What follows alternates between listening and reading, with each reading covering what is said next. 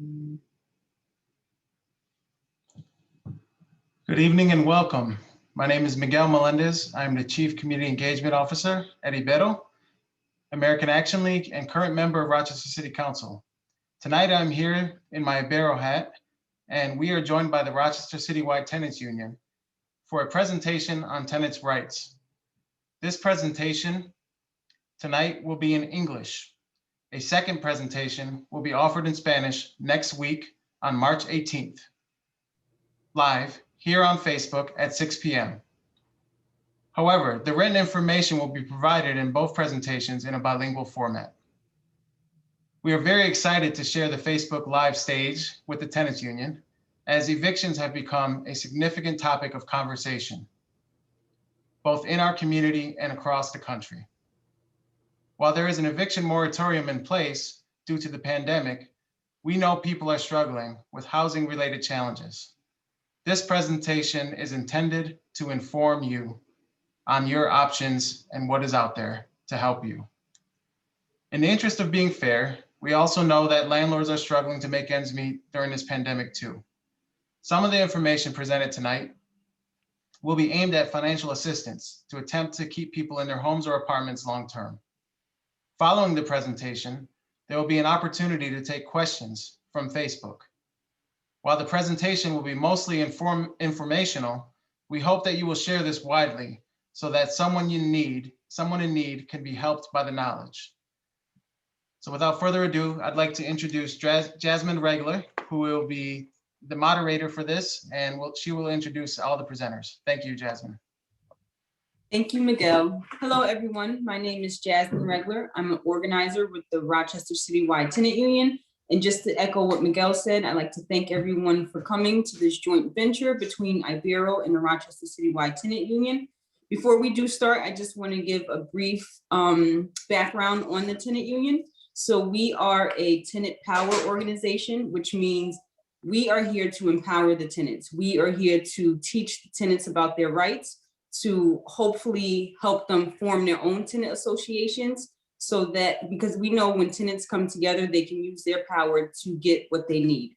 And we're not a service organization. We don't help with rental assistance. We realize that's just putting a Band-Aid on the problem. So we would like to empower tenants so that they can do the work they need. They can come together and fight some of these bad landlords that we have in our city.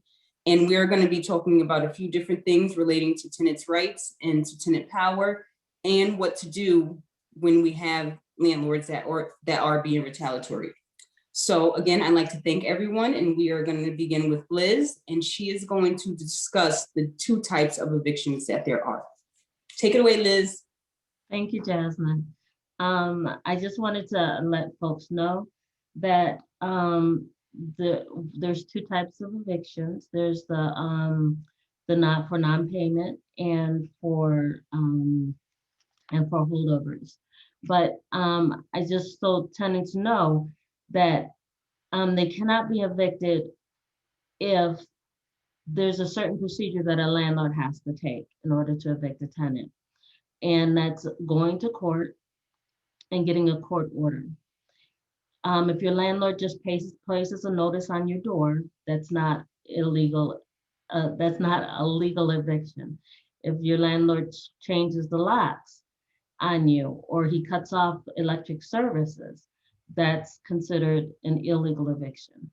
So I just wanted folks to know that you can only be evicted by a marshal or a sheriff. When a marshal or sheriff comes, then you have to pretty much follow the letter of the law. Now, usually what happens in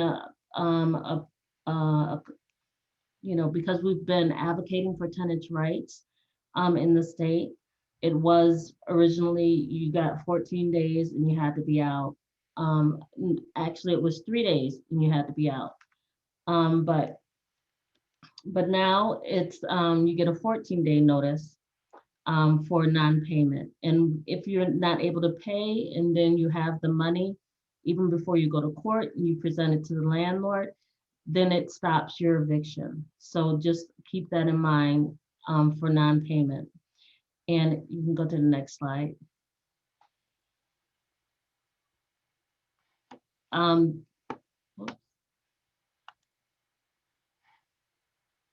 For a holdover eviction,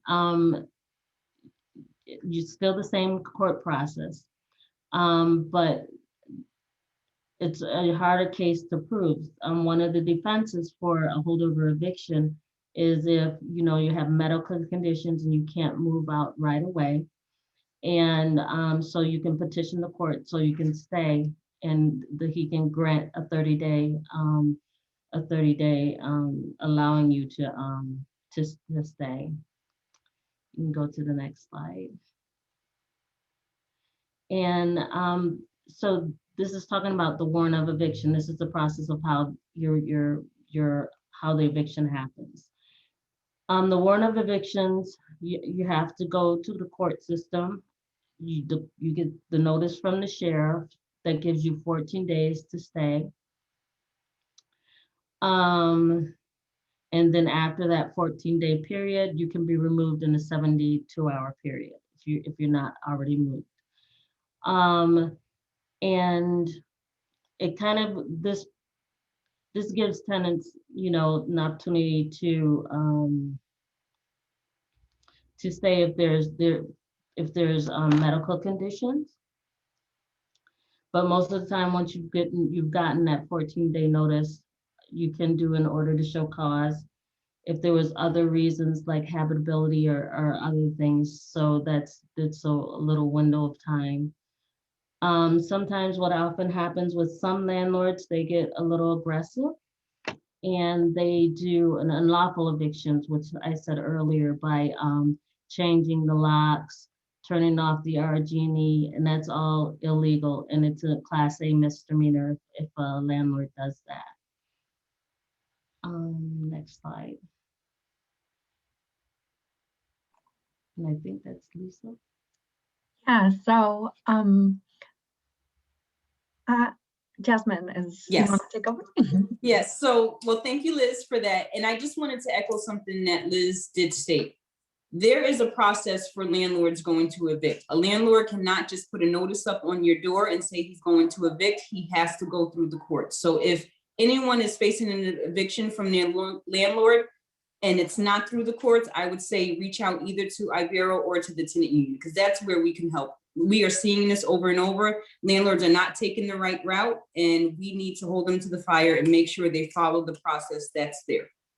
So now we are going to have Lisa take over, and they are going to talk about I always get messed up when I say this word, retaliatory evictions and about landlord-tenant disputes. So Lisa, take it away.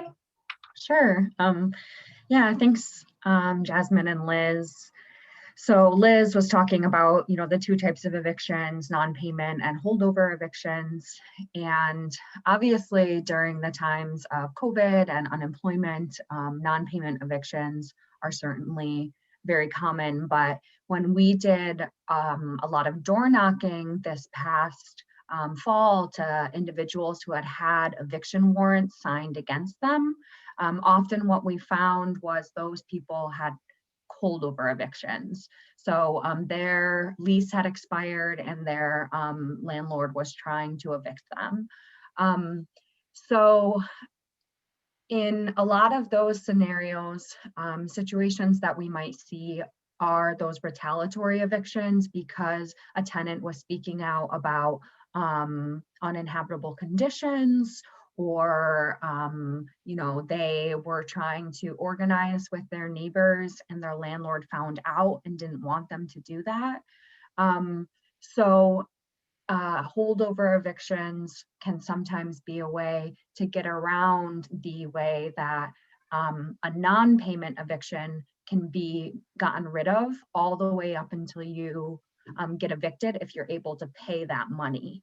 So holdover evictions are more of a foolproof way for landlords to try and evict tenants right now, because we don't have certain protections that we'll talk about later that we're fighting for on the statewide.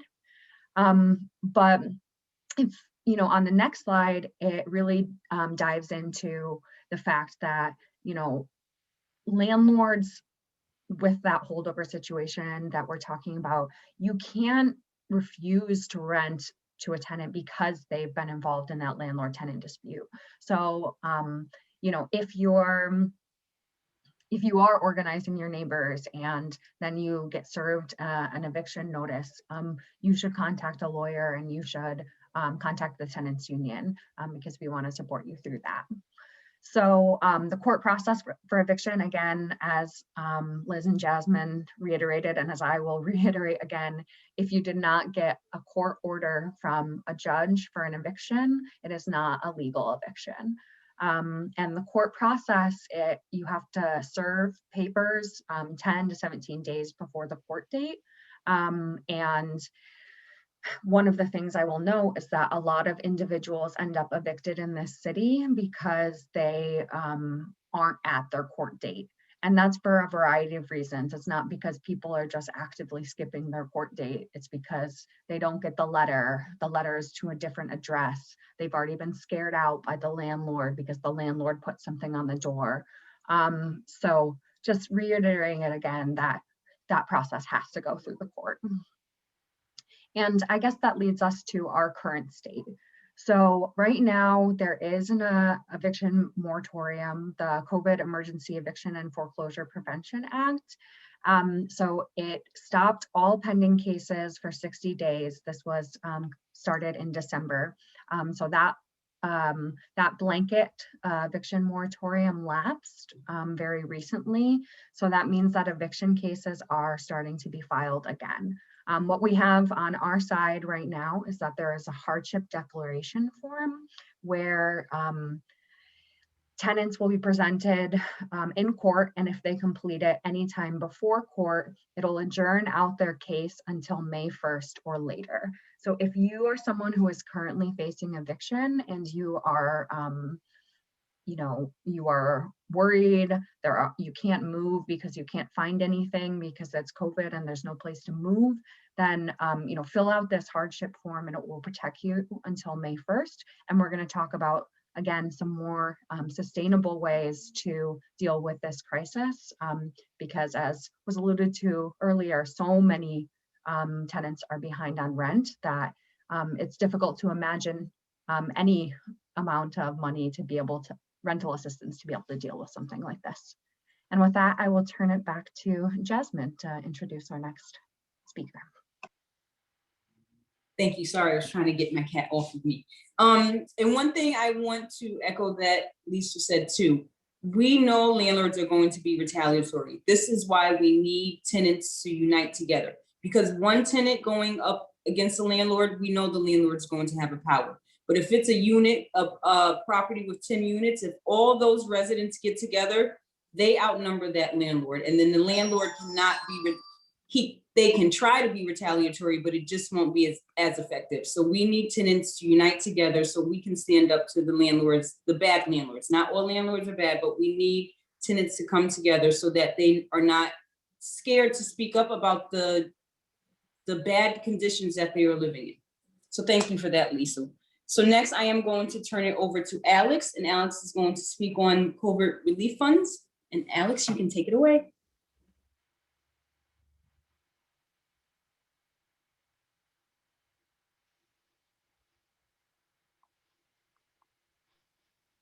Do we know if Alex is here?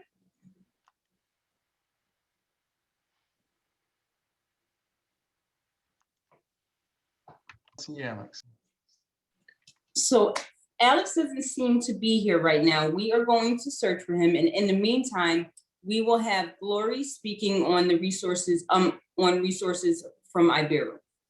Glory, you can take it away. Good evening, everyone. So we would just like to let the community know our case managers and our Cs department are available to assist with advocacy or just really resources for you guys if you're in need of support in this area, whether that be, just communicating with the landlords or providing further case management. We also have financial assistance available depending on the funding cycles, and there may be some restrictions. So the best thing to do is to give us a call, or you can always reach out to 211 or visit their website.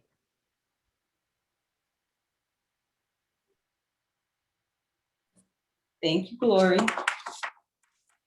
So now we are going to have Ryan, and Ryan is going to discuss the state platform.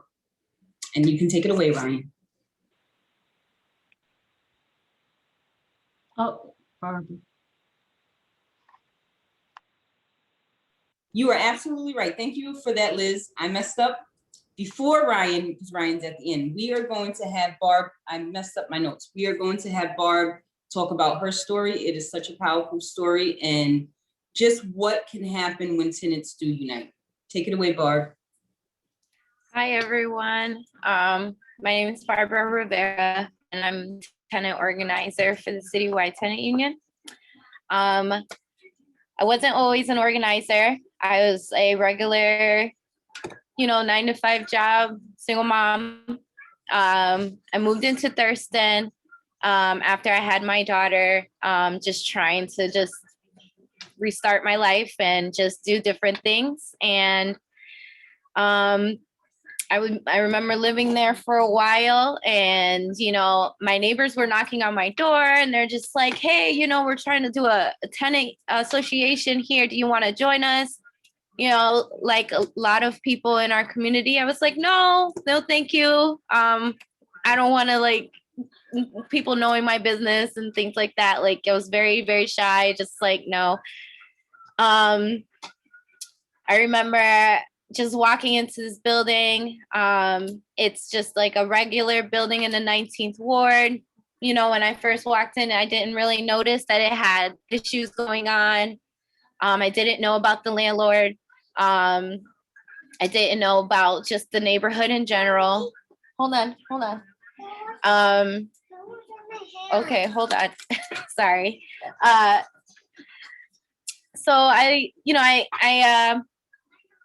like I said, Thurston Road was this 48 unit, 3-floor building. Everyone knows about this building. Back in the day, it was called New Jack City. Today it's called Thurston Village.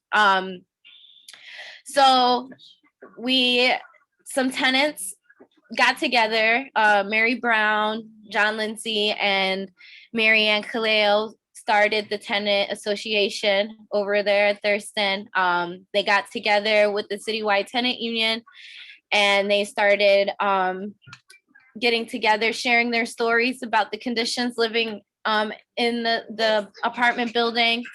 They were looking for better conditions. They were, the landlord was raising rent whenever he wanted to. We were all living in roaches, rat infestation, bed bugs, black mold, sewage backup, trash that hasn't been picked up in months because the landlord never called the city to be like, hey, I have an entire building occupied with people. I need trash pickup. And that contributed to the rats and the roaches being in our building and just making their way through everything. Thurston was a very rough building. We had broken doors, no security systems, people walking in and out of the building whenever they wanted to, changing keys, becoming their own landlord. Like at some point, all of us, we were all like naming different people, like who is our landlord? We found out that it was Peter Hungerford. He lived in Long Island. And this picture right here is my story. And it's heartbreaking because me and my children were put in a situation where we could have gotten hurt. One day, me and my daughter, I was giving her a bath. At the time, she was 6 months old. There's a leak in the ceiling. The ceiling fell on top of us.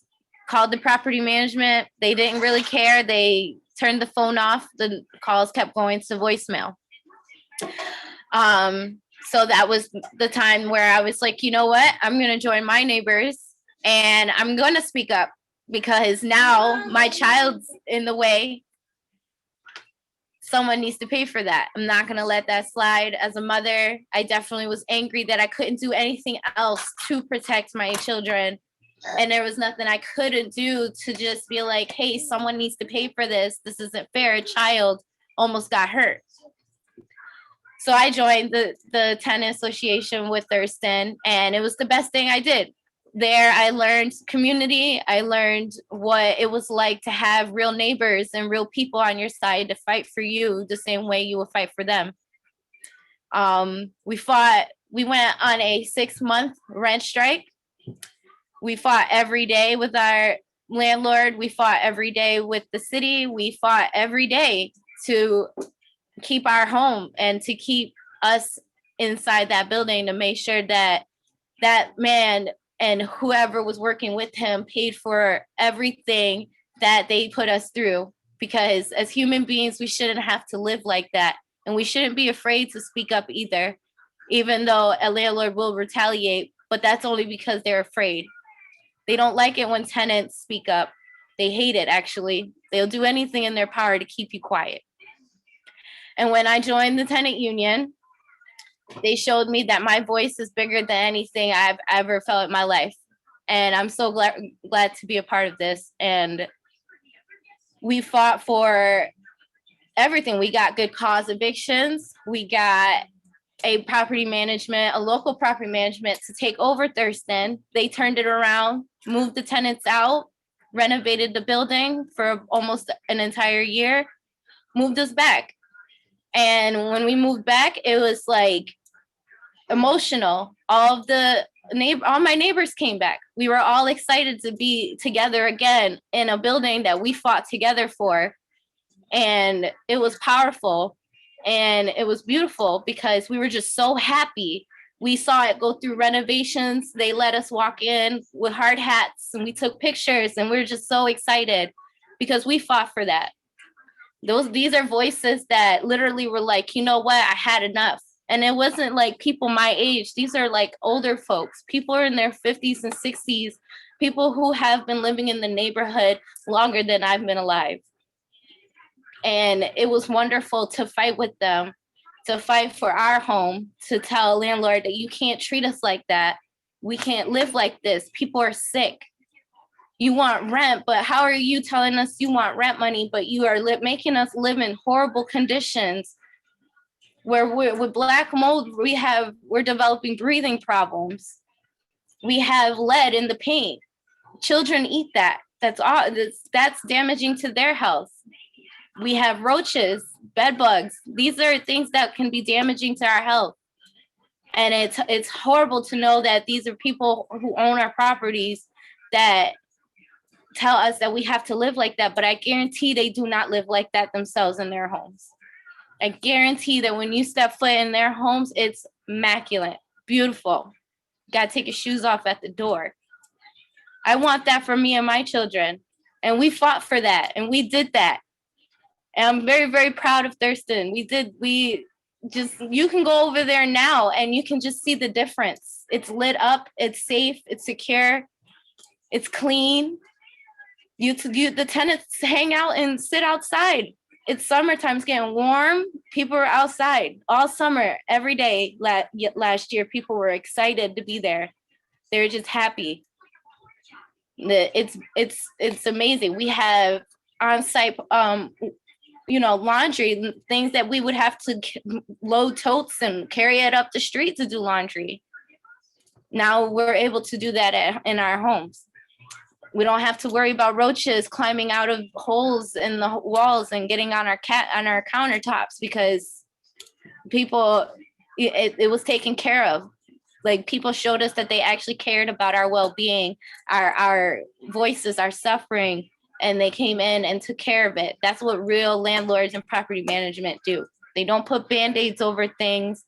They don't take shortcuts. They don't take your money and then don't speak to you for two weeks at a time and ignore your calls. They're right there for you. Tenant power is the most amazing thing. And I really, this is a story that's true, and it happened, and it can happen to any tenant. mass evictions, going to court every single day. We dealt with that for almost a year, and we fought and we fought and we fought and we pushed back, and we did not care. We did not stay quiet.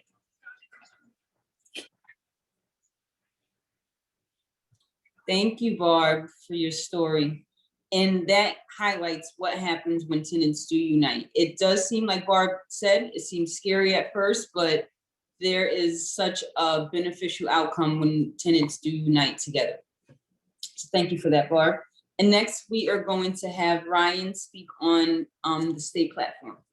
Ryan, you can take it away. Sure, can you hear me? Hey, can you hear me okay? Yes, we can.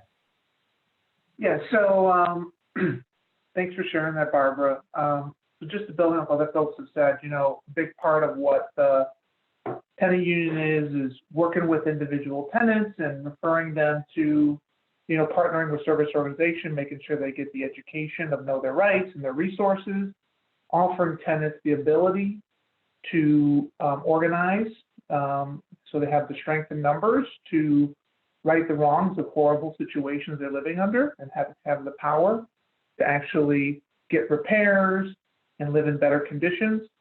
Another key part of what the tenant union does is not just unite tenants in individual buildings or tenants with individual landlords, but unite really all the tenants across the city for some of the shared issues that aren't just about one building or one landlord, but some of the structural changes or policy changes. Just as an individual tenant might try to renegotiate their lease, you know, their contract with their landlord, we also try to renegotiate the social contract. So the relationship between the people and their government and the set of rules that set up our system.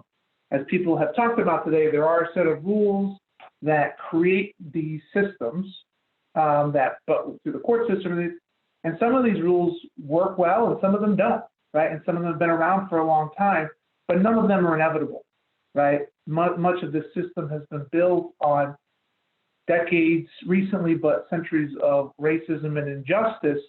So we think we need to, of course, come together to fight for survival conditions. We really want to create a system where everybody can thrive.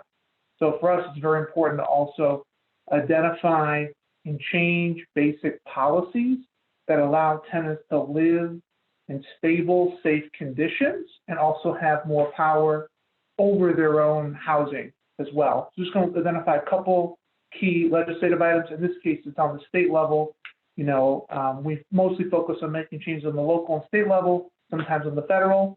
But right now, we're definitely in the middle of a major effort on the state level. One of those is about the moratorium on evictions. So forget who presented earlier on it, I think it was Liesel talked about with the moratorium on evictions. So we passed this law on December 28th at the state legislative level. And a lot of that was through grassroots advocacy. When the majority leader of the assembly spoke about passing the law, she specifically talked about the tenants from Rochester that were organizing for that and the influence. Unfortunately, our assembly member got arrested at an eviction, a number of people, but that type of standing up to those injustices also led to more heightened awareness and a better eviction protections for our state. But that's going to expire on May 1st, right? So unless we advocate, right, to enhance and expand that, right, that's just going to go away May 1st. And a lot of rental assistance money is going to be coming in, but there's no way it's going to reach everybody and it can all be processed by May 1st. This pandemic is not going away, especially the economic fallout of the pandemic, especially is going to be with us for a long time. So it's very important for us to extend these moratorium on evictions. And this is where we're going to be working together to really, our local legislators and then the leadership on a state level to do that. Another key piece is in the budget coming up for April 1st, where the state budget's due, is for universal rent relief. right? So as we mentioned, there is money coming down from the federal government, a lot of it which has some restrictions. We also want state money be put in the budget for universal rent relief. So a system where landlords can apply based on hardship and clearing the tenants back rent, right? So something that's going to actually be more comprehensive. Last time when the state developed the rent relief program, as far as we're aware of, not $1 went to Rochester. Most of it went to New York City. We had to work through the local programs. And then just a couple other key ones is the Housing Access Voucher Program would be to create sort of like a state-based Section 8 program. If people are familiar with Section 8, it's a federal program that where people can get an individual voucher to move wherever they want, and they basically pay 30% of their income. For example, I'm a Section 8 tenant, right? I'm on Section 8, I pay 30% of my income, and it gives me more flexibility. But there is a dramatic shortage. I think 1 out of every 5 people who qualify for Section 8 get it, unlike other programs. If you qualify for food stamps, everybody gets it. If you qualify for Medicaid, everybody gets it. If you qualify for Section 8, 80% of people don't get it. So the state is working on filling that gap through this Housing Access Voucher Program, which would create kind of like a state-based Section 8, where basically 30% of their income. And this is prioritized for people in homelessness or facing homelessness, domestic violence survivors, people facing immediate eviction. So a program that would do that. And this is really critical. We continue to advocate this, and the state create a program to fill some of these gaps as well.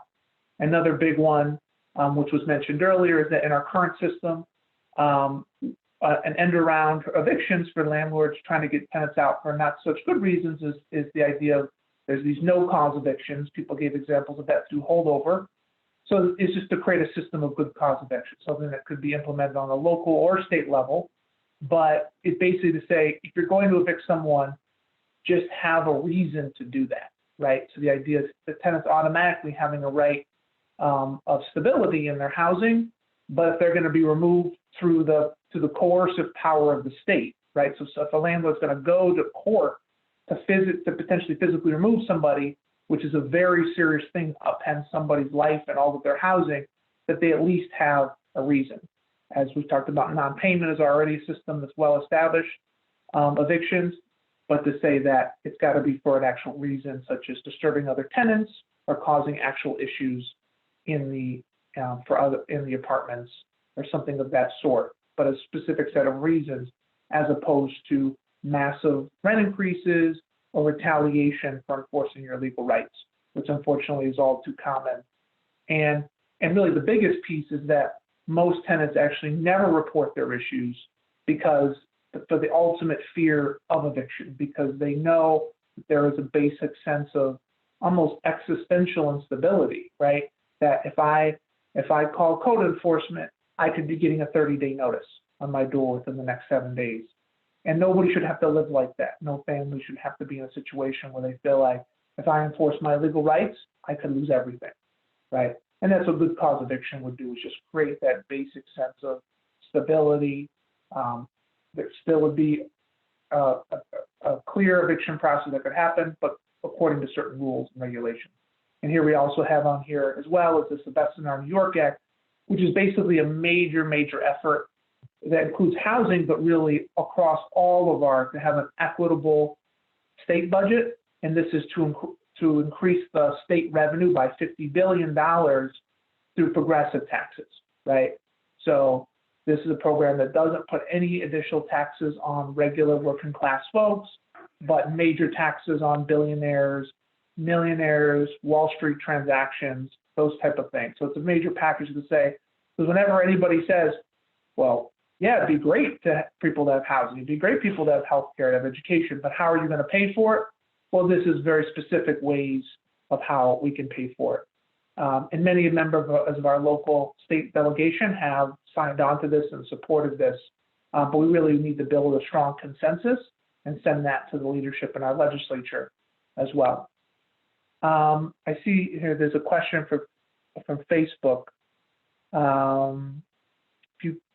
If you paid rent for the month and less than a week later, house caught on fire, you're entitled to get a prorated amount back on your rent.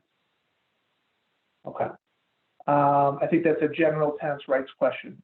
Were there were we taking any questions about this, or move on, or who wants to take that one?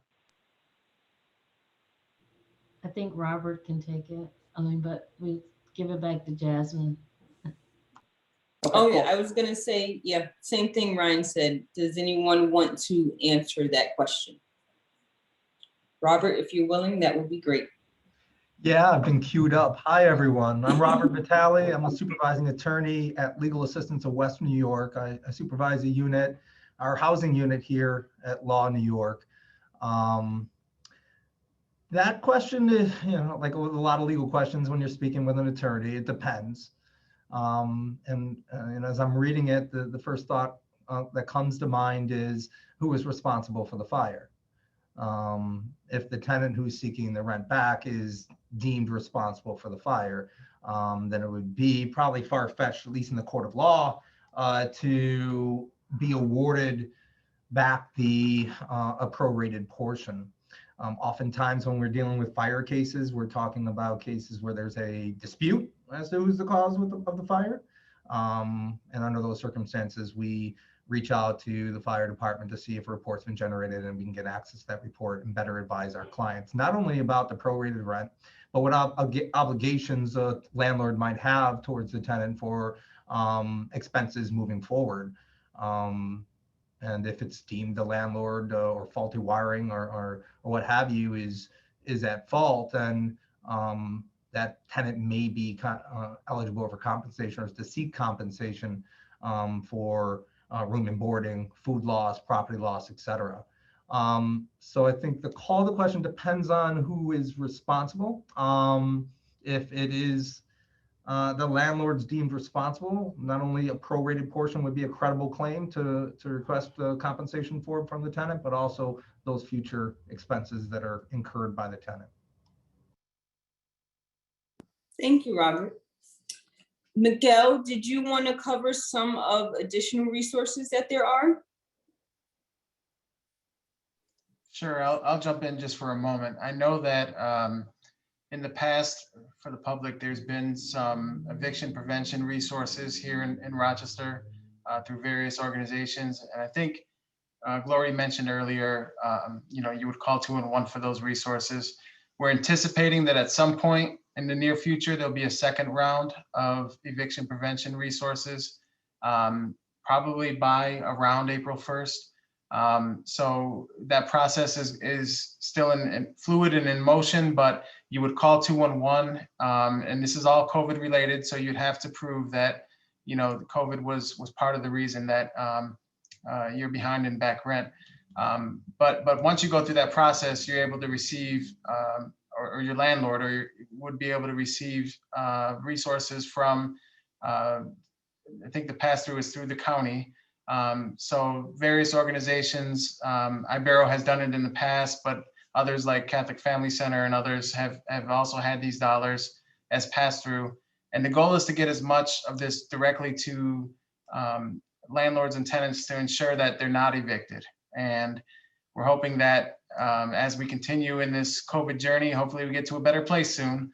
But as that is still a challenge, that we're able to keep people in their properties. Thank you, Miguel. I don't see any other questions in the chat. No comments. So I believe does anyone want to say anything additionally before we wrap up? Jasmine, if I may, I just Yes. want everyone that's listening to know that if you do have eviction paperwork now to go to court or in the future, that there is a collaboration amongst the legal service agencies and some of the organizations that the councilman spoke of to address, to represent all tenants that are going through the court process. And there is a tenant defense project hotline that should that any tenant should avail themselves, even if you aren't being summoned, but you're being threatened with eviction, or you have a general housing question. There are other resources available in the community.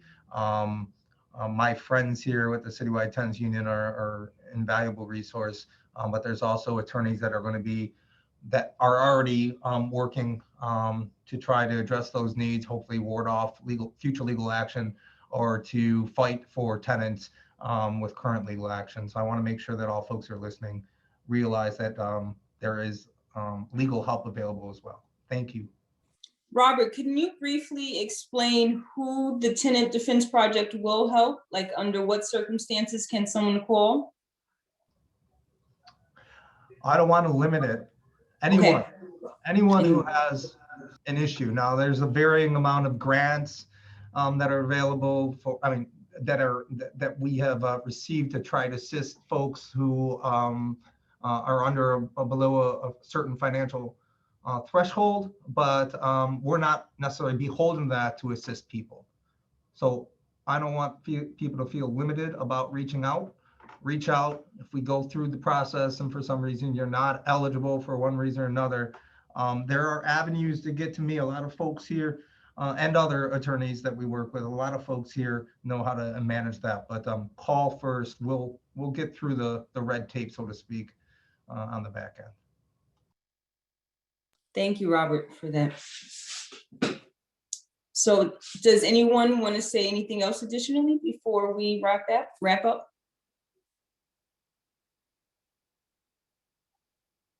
So here's more resources too on how to get involved, whether it's with Ibero or the tenant union or both. There's nothing saying you can't help out both organizations. We have our Facebook page, Twitter, email, and phone numbers. Please do not hesitate to reach out to us. Like Barb said with her story, in the beginning, it does seem hard, it does seem scary, but we can help you form tenant associations. We will inform you on your rights, and we will take it step by step to help you form tenant associations so the tenants in your buildings can unite and stand up to the bad landlords that are forcing us to live in bad conditions. So I just want to thank everyone. I want to thank Ibero.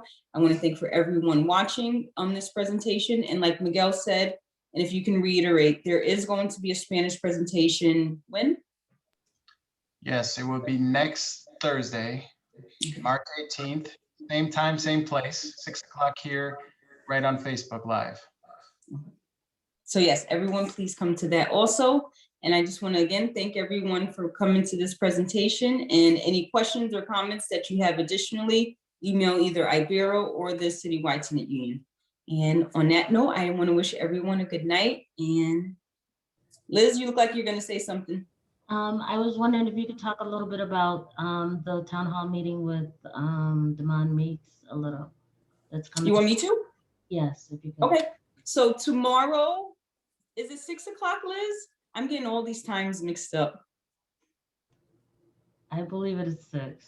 I believe it is 6. We are going to put the correct information up, but tomorrow the tenant union and the Assembly Member Demond Meeks, we are holding a town hall on tenant power because we need it. We need it more than ever. So please tune into that, and we will take any questions or comments and just discussing additional rights that you have as tenants. So tune into that. And again, on that note now, we are going to wrap up. I thank everyone for coming to this presentation, and I look forward to people coming to future presentations that either Ibero has, the tenant union, or ones that we do together. Everyone have a good night and take care. Thank you.